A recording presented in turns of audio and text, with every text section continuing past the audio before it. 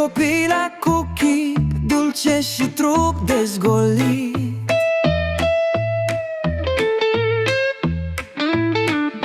Cine e făptura aceasta ce pe mine m-a vrăjit? Așa și începu poema, cel poet sentimental, zugrăvind viața boema, bucuria în mod banal.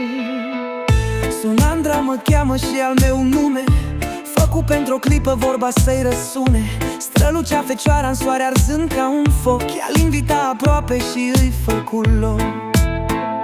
El îi veni aproape, mai că o atinse, ea își făcu avânt și în brațe.